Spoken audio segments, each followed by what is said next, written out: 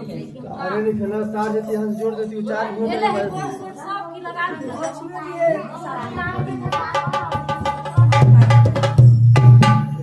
बोलिए श्री शंकर भगवान की जय, पार्वती मैया की, गणेश भगवान की जय।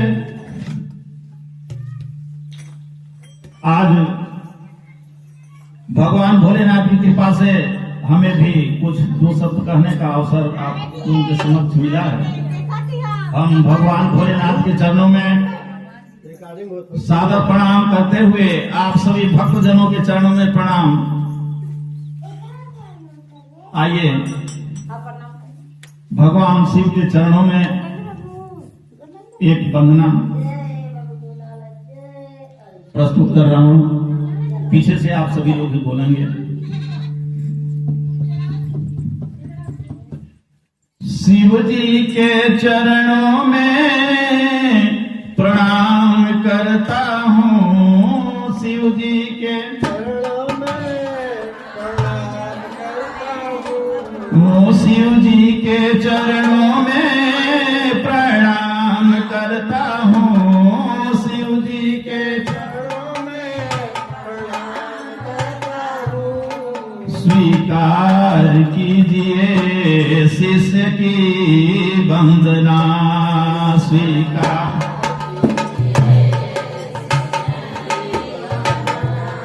स्वीकार कीजिए शिष्य की वंदना, स्वीकार।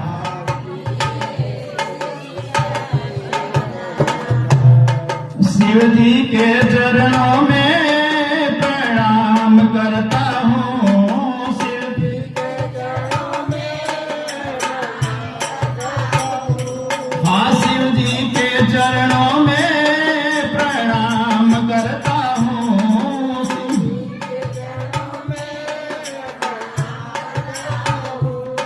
स्वीकार कीजिए शिष्य की वंदना,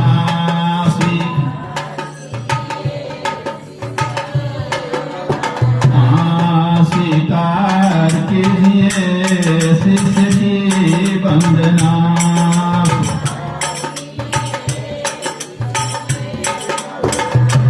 शिव जी आप दयालु दयानिधि हो, शिव जी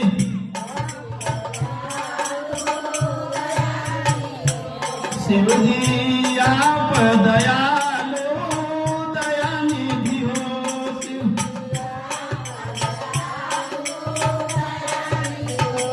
करते रहते हमारे ऊपर हरदम दया करते,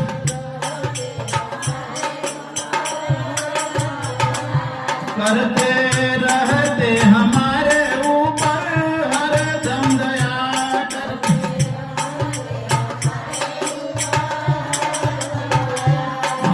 ज्ञान का दीपक जला दिया तूने, भक्ति का मार्ग बता दिया, ज्ञान का दीपक ज्ञान का दीपक जला दिया तूने, भक्ति का मार्ग बता दिया, ज्ञान का दीपक। स्वीकार कीजिए शिष्य की वंदना,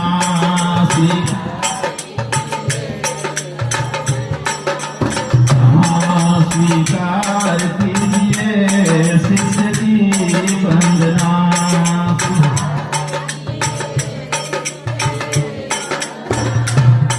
मैया के चरणों में प्रणाम करता हूँ, मैया के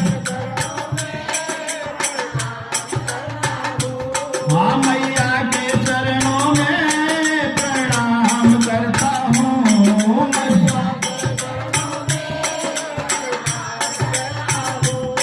स्वीकार कीजिए शिष्य की वंदना,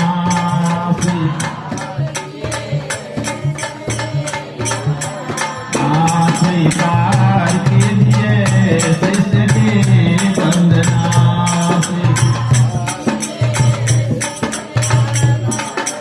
बोलिए शंकर भगवान की जय।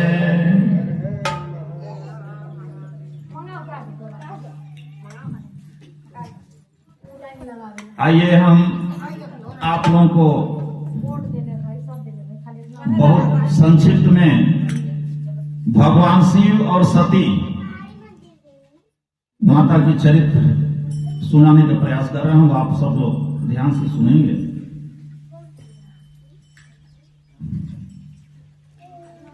ब्रह्मा जी के अंगूठे से, ब्रह्मा जी के दाहिने अंगूठे से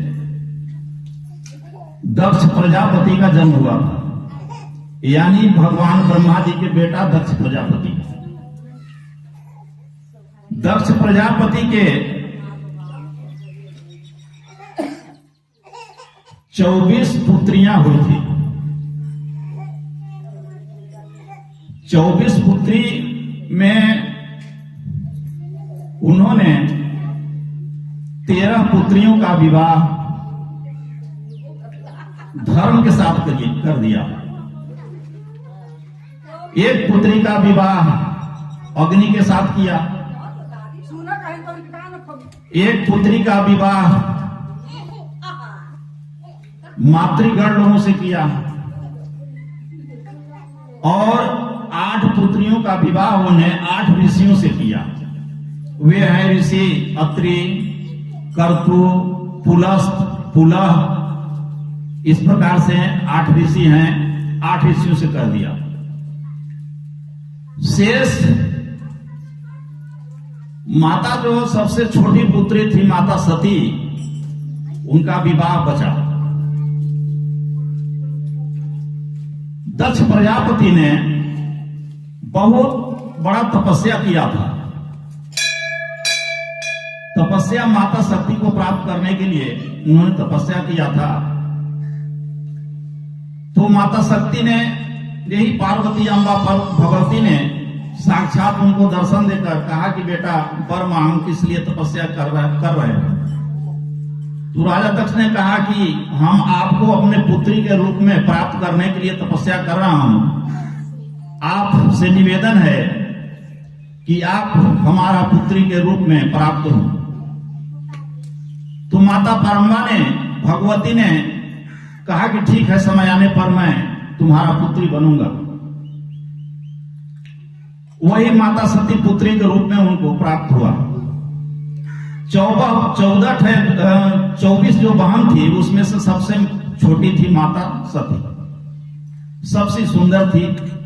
सब बहनें उनको बहुत प्यार करती थी, माता भी और पिता भी बहुत प्यार करते थे, लेकिन कुंवारी थी। जब ब्याह का समय हुआ माता सती का, तो उनके पिताजी कई जगह उनके ब्याह करने के लिए, वर ढूंढने के लिए जाने लगे, परंतु माता सती मना कर देती थी कि पिताजी हम ब्याह नहीं करेंगे। तो परेशान हो गए माता, उनकी सती जी की माता जी और पिताजी कि ये तो कह रहे कि हम ब्याह ही नहीं करेंगे। तो ब्रह्मा जी को बुलाए, चूंकि ब्रह्मा जी उनके बाबा लगते हैं। थोड़ा सा मैं किया था इसलिए कि राजा दक्ष ब्रह्मा जी के पुत्र हैं और दक्ष की बेटी जो सती थी वो उनकी नतनी लगती थी ब्रह्मा जी की। तो बाबा को बुलाया गया।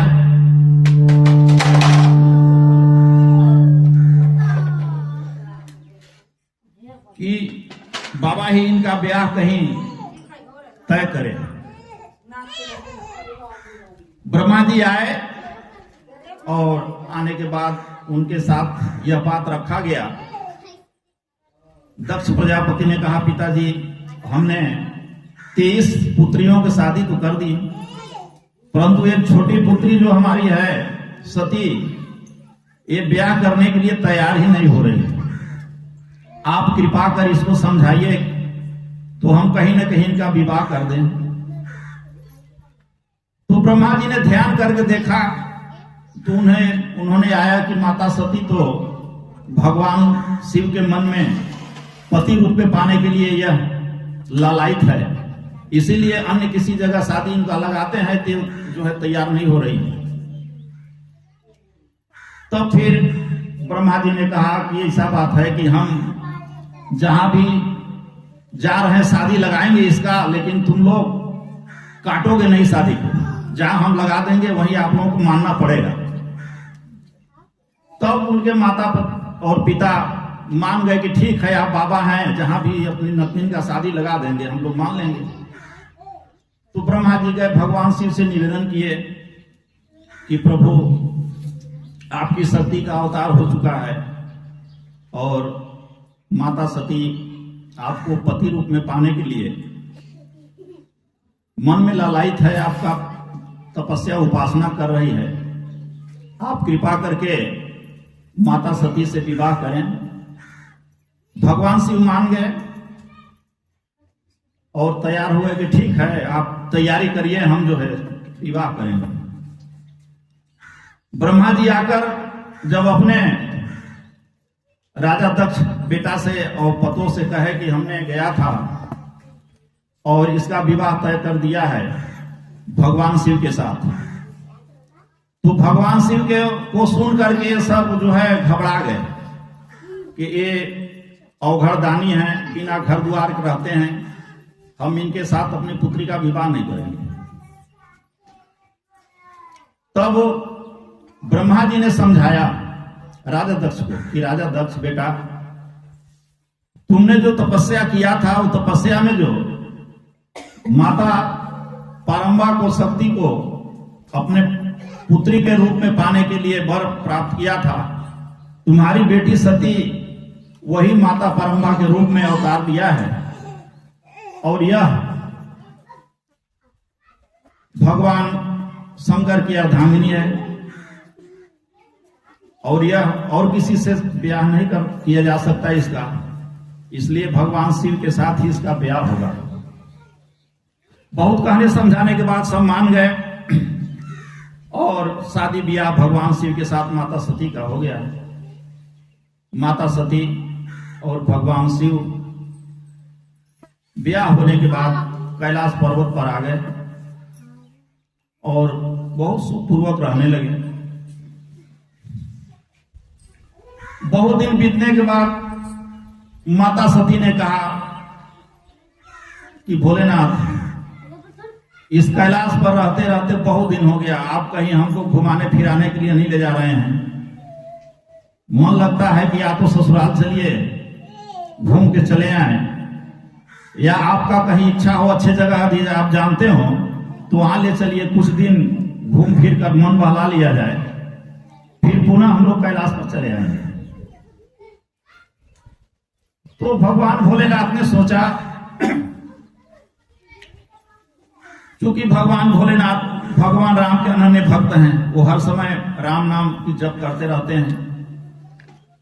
उन्होंने मन में सोचा कि ऐसे जगह पर चला जाए कि जहां भगवान का राम कथा सत्संग भी मिले और सती का मन भी बहल जाए, कुछ दिन घूम फिर कर चले आएंगे।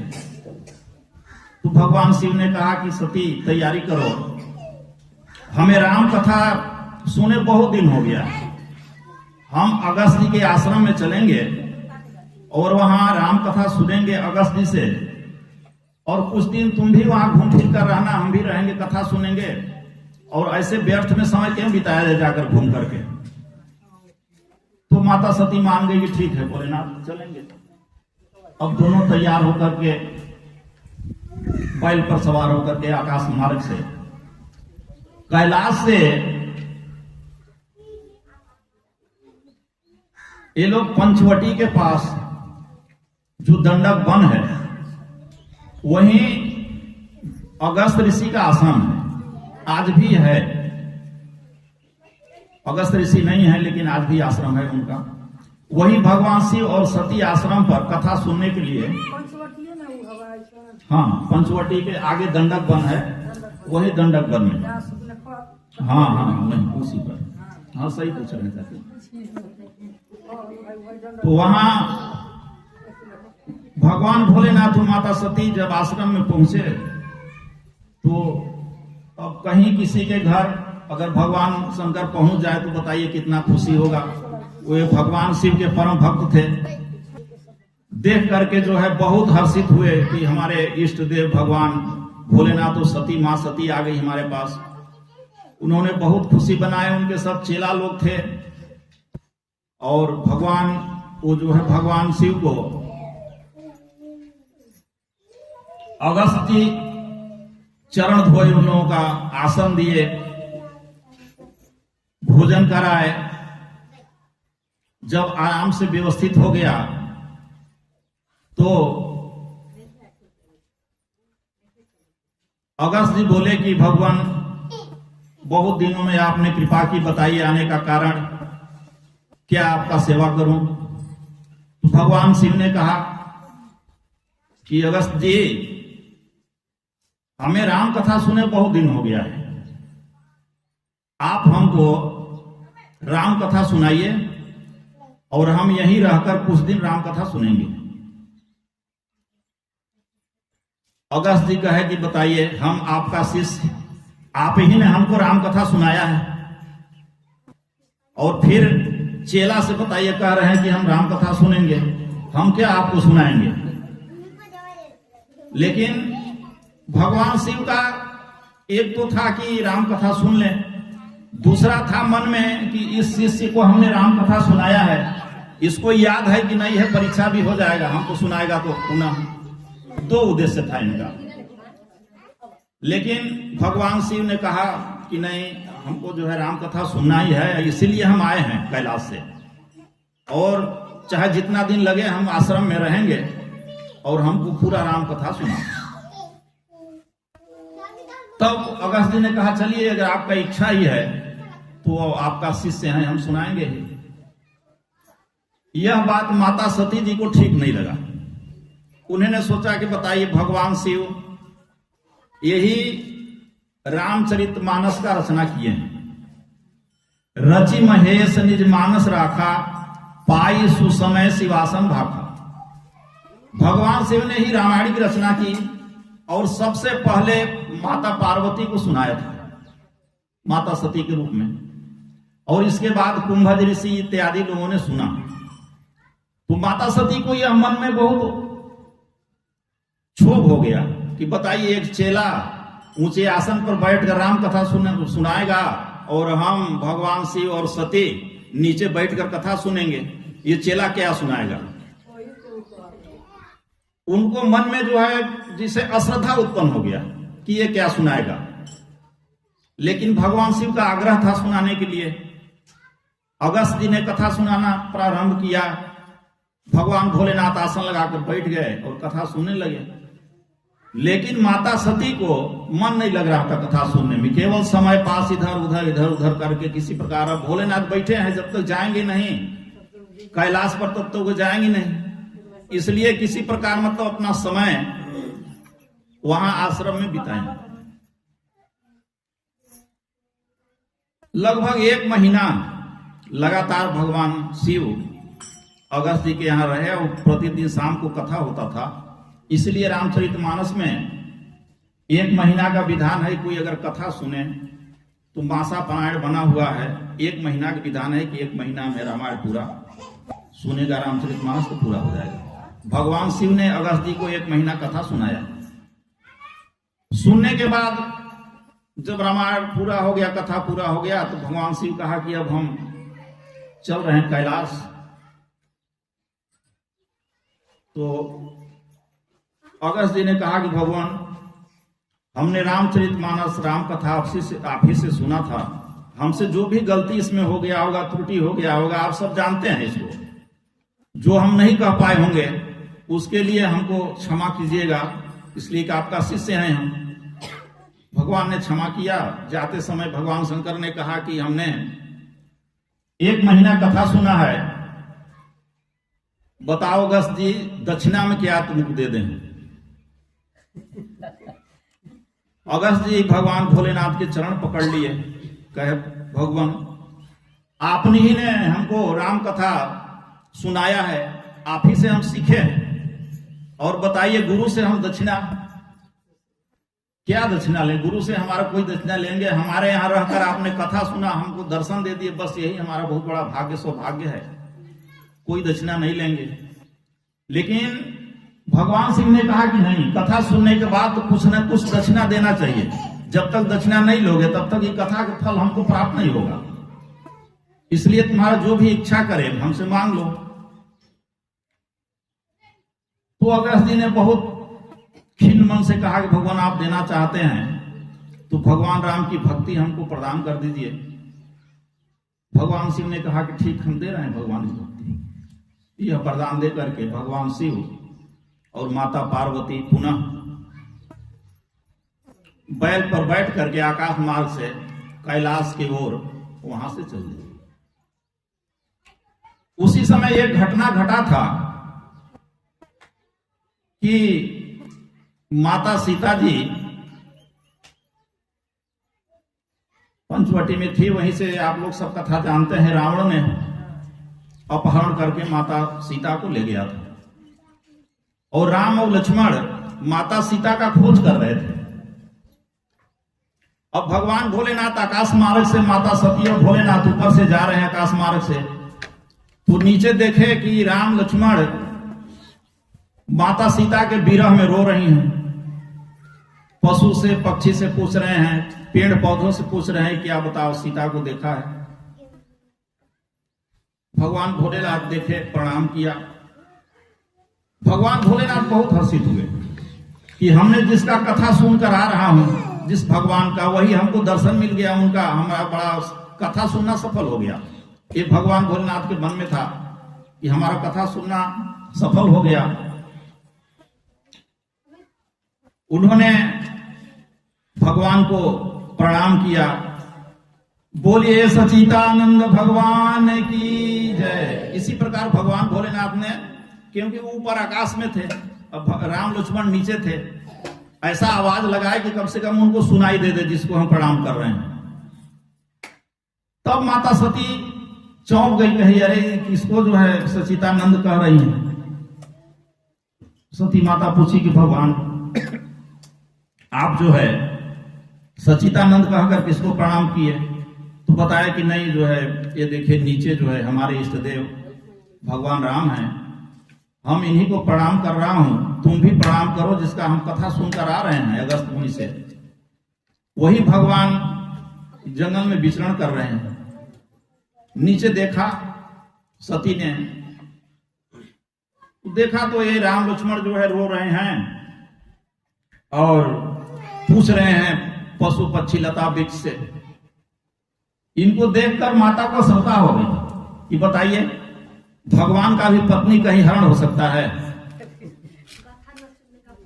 और यदि कोई हरण भी कर लिया तो ये त्रिकालदर्शी है भगवान, ये जान जाएंगे, जानते होंगे सब कि हमारा पत्नी को कौन हरण कर लिया, कहां ले गया। इन्होंने कथा नहीं सुना, अगर कथा वहां सुना होता अगस्त जी के यहाँ तो सब इनको मालूम हो गया होता, परंतु इनको कथा में मन नहीं लग रहा था, ध्यान नहीं था कथा में। माता सती समझ गई कि नहीं, ये भगवान हो ही नहीं सकते।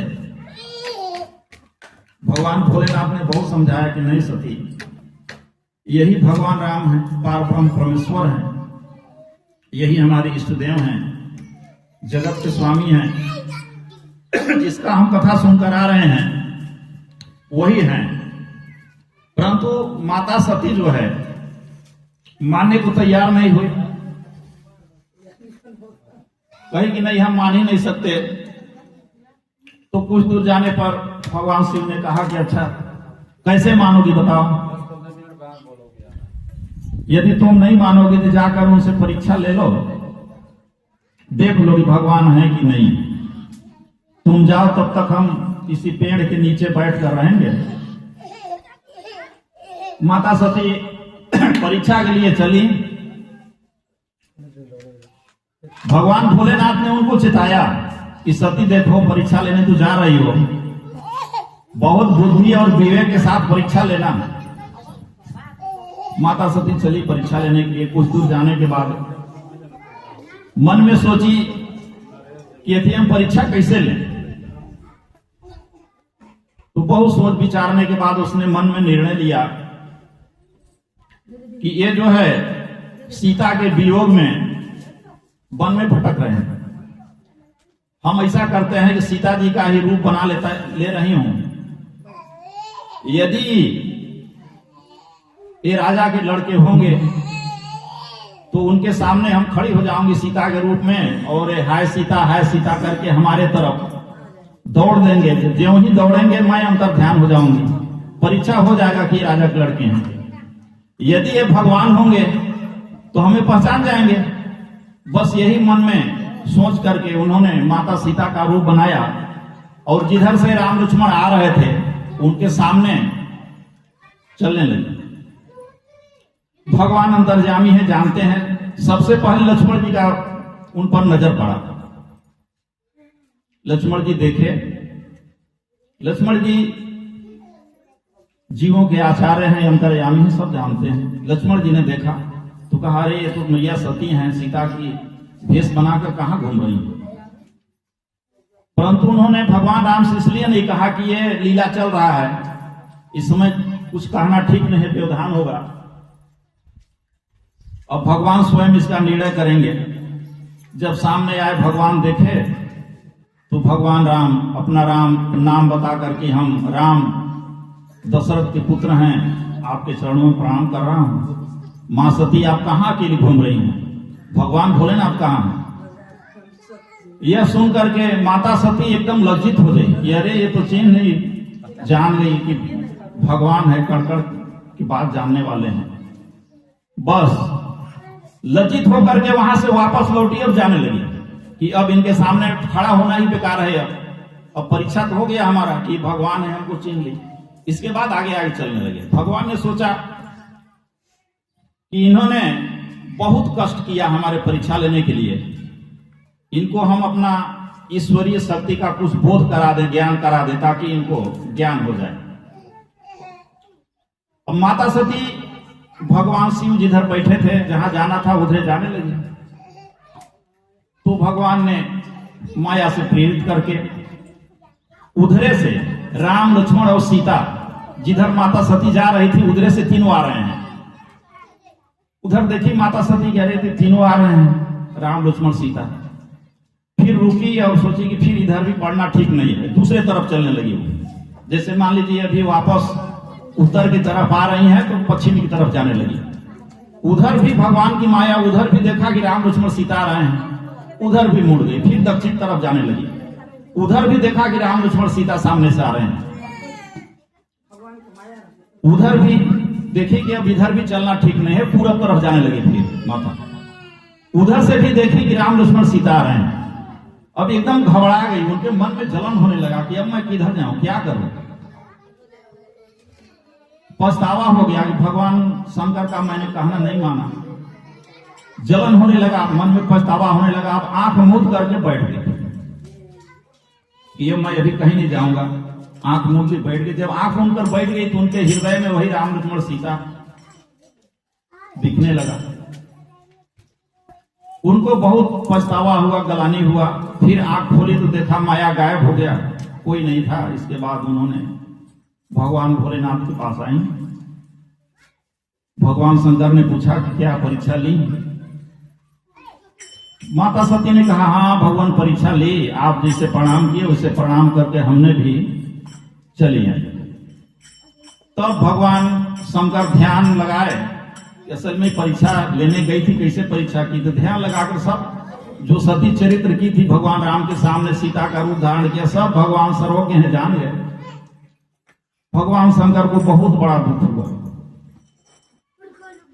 उन्होंने विचार किया कि भगवान राम हमारे माता हैं, मैं माता सीता को अपने माता मानता हूं और इसने माता का रूप बनाया। अब इस जन्म में तो पति पत्नी का संबंध इस शरीर से नहीं हो सकता। दूसरी बात, माता सती परम पवित्र है, अज्ञानता के बस इसने किया, इसको त्यागा भी नहीं जा सकता।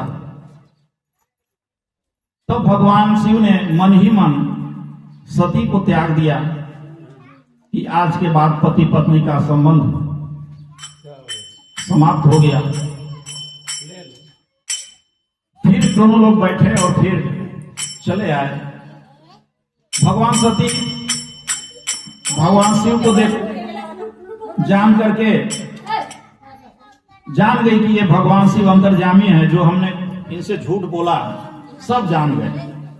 उनका रूप देख करके। फिर चले आए कैलाश।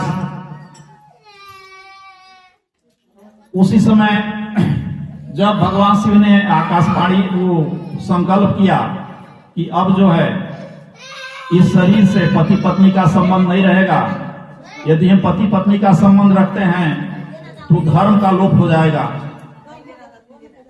भगवान शिव वैष्णव है, धर्म के प्रधान है वे। आए और तो उसी समय आकाशवाणी हो गया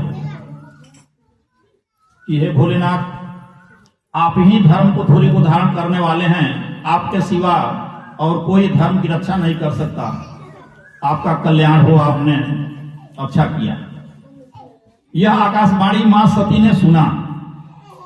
सती बार बार पूछती है कि भगवान यह आकाशवाणी क्या है, कैसे हुआ, लेकिन भगवान भोलेनाथ कुछ नहीं बताए। चले आए कैलाश। अब कैलाश पर आकर के पति पत्नी का संबंध समाप्त हो गया। भगवान भोलेनाथ ने अखंड समाधि लगा लिया। 87,000 वर्ष तक समाधि में चले गए। और मां सती उनकी रोज देखभाल, पूजा पाठ, पूजा करती थी। यही करना काम था उनका। शरीर उनका जल रहा है, क्योंकि पति अगर त्याग दे किसी को तो कैसा लगेगा। अब कुछ कहता भी नहीं बनता है, इसलिए कि सती जी ने जानबूझकर झूठ बोला था, शिव जी का कहना न मानकर। अब उनका रात दिन शरीर जलने लगा। 87,000 बीतने के बाद भगवान शिव समाधि से बाहर आए तो राम राम राम राम राम नाम के भजन करने लगे। माता सती देखी कि अब भगवान शिव समाधि से जग गए हैं। माता सती ने जाकर उनके चरणों में प्रणाम किया और तो भगवान शंकर ने उनको पहले तो अपने बगल में बैठने के लिए जो है आसन देती थी, लेकिन बगल में आसन न दे करके सामने आसन दी उनको बैठने के लिए। और भगवान शिव के सामने आसन देने के बाद माता सती बैठ गई। इसके बाद भगवान भोलेनाथ समझ गए कि इसके मन में बहुत गलानी है। ये समझ गई कि हम त्याग दिए इनको। भगवान ने बहुत कथा सुनाया। कुछ दिन तक बहुत दिन कथा हुआ, सुना। इसी बीच में उनके पिता जो दक्ष थे, एक बहुत बड़ा यज्ञ का आयोजन किए और सभी लोगों का न्योता निमंत्रण दिए। सब लोग जाने लगे। देवता लोग जानबूझकर जहां भगवान शिव और सती बैठे थे कैलाश के ऊपर से ही जा रहे थे। देवता लोग जानते थे कि भगवान शिव को न्योता तो मिला नहीं है। आप सब लोग कथा जानते हैं कि जो एक दिन सभा हुआ था उसमें भगवान शिव उठ करके जो है दक्ष को प्रणाम नहीं किया था। इससे उनको द्वेष हो गया था भगवान शिव से। यह कथा अलग है। इसीलिए दक्ष ने जानबूझकर अपने बेटी दामाद को निमंत्रण नहीं भेजा जब का। तो भगवान शिव और सती कैलाश पर जहां बैठे हैं वहां से ही ब्रह्मा जी, सरस्वती जी, भगवान विष्णु, लक्ष्मी जी, देवतागण सभी लोग रथ सजा करके वहीं से निकल रहे हैं। एक चिढ़ाने के लिए नहीं होता है कि अगर कोई हो गया न्योता अगर हमको नहीं दिया तो वो अक्सर कहता है कि भैया चलो, न्योता नहीं चलोगे, ऐसे चिढ़ाने के लिए भगवान शंकर को सब। तो माता देखी कि ऊपर से रथ खड़खड़ाहट जा रहा है। तो माता सती पूछी कि भोलेनाथ ये सब क्या है, बहुत लोग जा रहे हैं सब। भगवान सर्वांतर्यामी भगवान बोले भोलेनाथ की माता सती, तुम्हारे पिता दक्ष एक बहुत बड़ा यज्ञ कर रहे हैं, ये उसी में सब जा रहे हैं यज्ञ में। वहां बहुत बड़ा भारी यज्ञ हुआ है, हो रहा है, उसी यज्ञ में सब जा रहे हैं, निमंत्रण ही होगा। तो माता सती ने बहुत खुश हुआ यज्ञ सुनकर कि हमारे पिताजी के यहाँ यज्ञ हो रहा है। और उनको रहते रहते वहां बहुत गलानी हो रहा था। वे भी सोचा कि यज्ञ में हम भी अगर चलें तो कुछ दिन जाकर हमारा मन में शांति मिल जाएगा। भगवान भोलेनाथ से कहे कि भगवान काहे हम लोग नहीं चल सकते हैं, हम लोग भी चलें।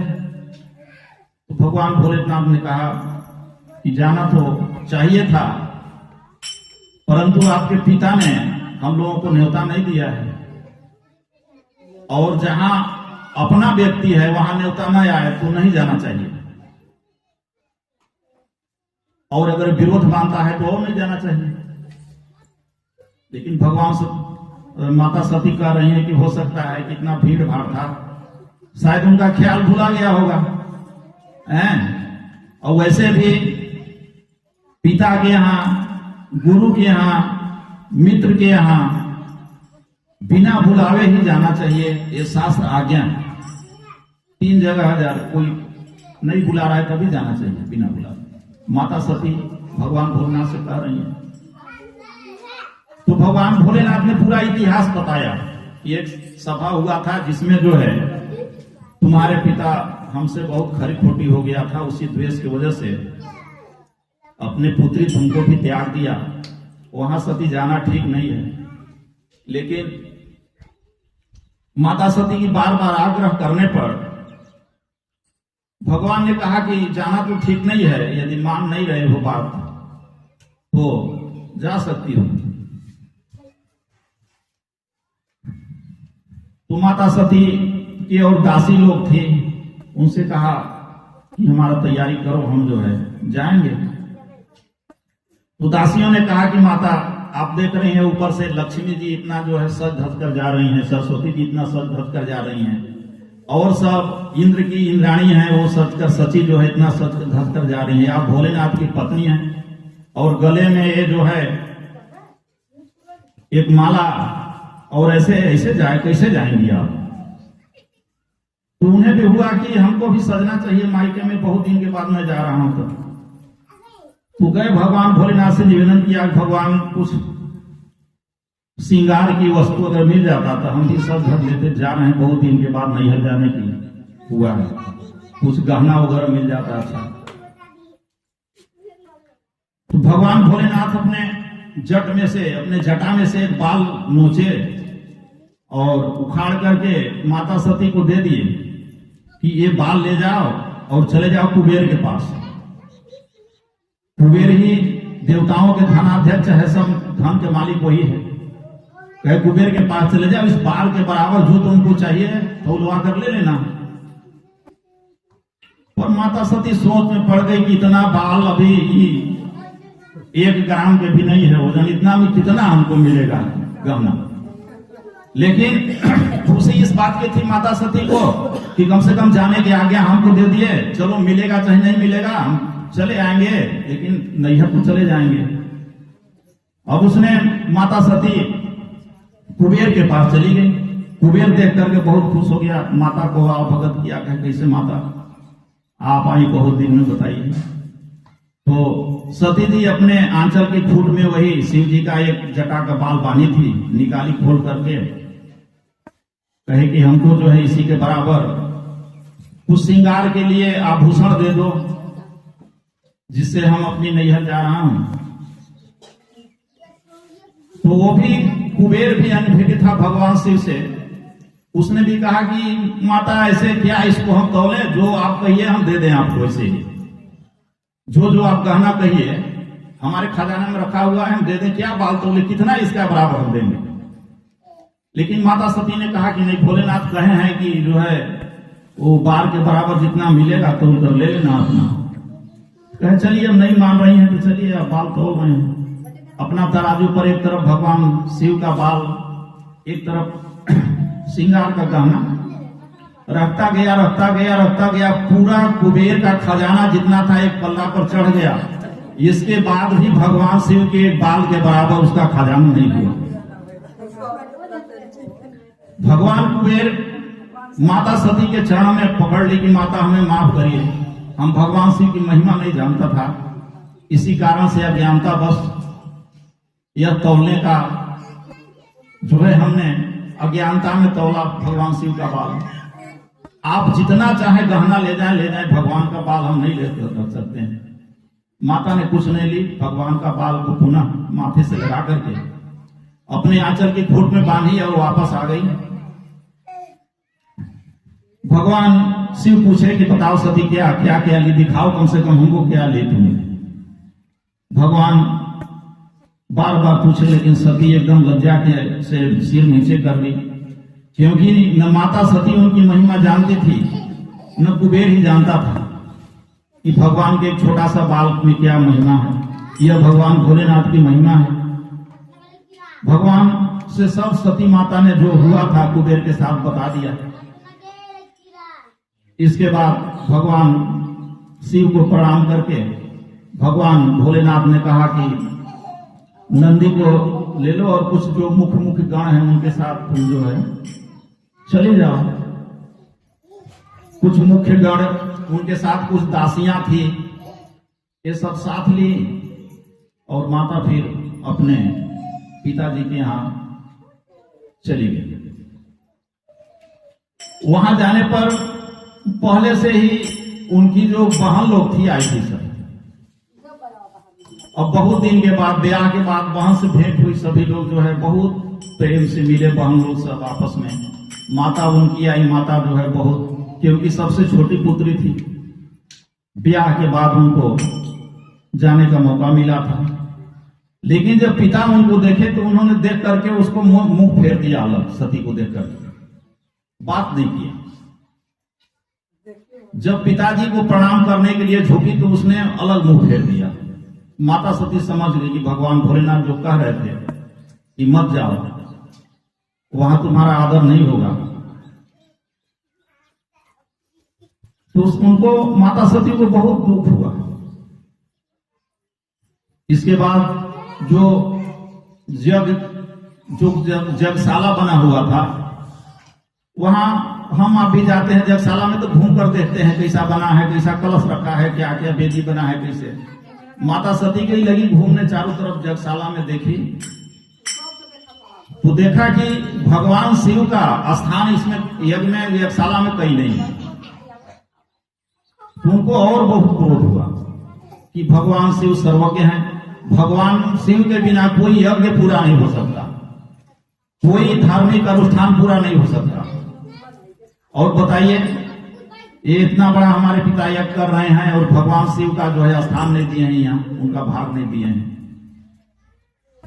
उनको बहुत गलानी हुआ माता, इसीलिए भगवान शिव बार बार मना कर रहे थे कि मत जाओ, वहां तुम्हारा कल्याण नहीं होगा।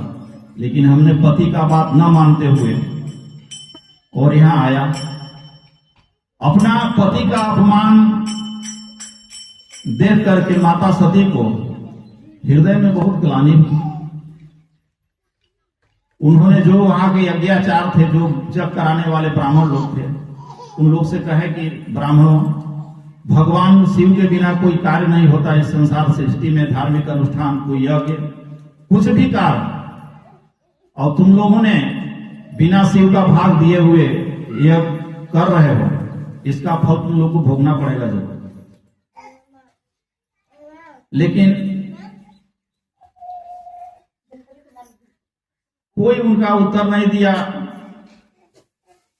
इसके बाद माता सती को बहुत गलानी हुई, बहुत आत्मगलानी हुआ। उन्होंने सोचा कि हम एक तो हमारा गलानी है कि हमको पति ने त्याग दिया, दूसरा हमको पिता ने भी त्याग दिया, हमसे बात नहीं कर रहा, तो यह शरीर रखना ठीक नहीं है। पति और पिता अगर दोनों त्याग दें तो बताइए क्या बचता है। हमको दोनों ने त्याग दिया, अब इस शरीर को रखकर मैं करूंगा क्या। यह सोच करके अग्नि कुंड के पास ही बैठ गई और भगवान शिव को स्मरण करते हुए, योग विद्या एक है कि कोई शरीर छोड़ना चाहता है तो छोड़ सकता है, एक योग विद्या है। माता सती भगवान शिव से जानती थी योग विद्या। योग का आश्रय लेकर उसने अपना प्राण वही त्याग दिया। जब ही प्राण त्यागा, हाहाकार मच गया पूरा यज्ञ। सब माता आकर रोने लगी, उनकी बहन लोग थी सब रोने लगी आकर के। और सती को प्राण त्यागते ही जितने यज्ञाचार थे, सब यज्ञ करने वाले ब्राह्मण लोग, सब यज्ञ छोड़ लगे भागने, सब भाग गए। कुछ लोग जो राजा दक्ष के एकदम जो नजदीकी थे, कार्यकर्ता लोग, ब्राह्मण लोग कुछ थे, वही लोग वहां रहे, बकिया सब भाग गया। अब भोलेनाथ के जो गण थे यहां से जो है भोलेनाथ को खबर दिए कि भोलेनाथ ये ऐसे ऐसे घटना हो गया, माता सती तो शरीर त्याग दी। भगवान भोलेनाथ ने बहुत, एक तो उनको सती को जो त्याग दी थी उससे पहले से वो दुखी थे, और उनका मृत्यु सुनकर और भगवान भोलेनाथ को बहुत दुख लगा। उन्होंने बहुत क्रोध किया और सोचा कि ऐसे लोगों को दंड जरूर देना चाहिए। उन्होंने एक वीरभद्र नामक पुत्र को मन से स्मरण करके जन्म दिया और कहा, पुत्र जाओ और दक्ष का विनाश करो, और कोई विरोध भी तुम्हारा करे, जितने लोग विरोध करेंगे सबको वध कर देना, मार देना, राजा दक्ष को भी मार देना, कोई न बचे तुम्हारा, शिव का विरोधी जितने हैं सबको मार देना। वहां जाने के बाद यही हुआ, सभी लोगों को सेना उनके साथ लड़े, जितने सेना लोग लड़े सबको जो है उन्होंने वध किया।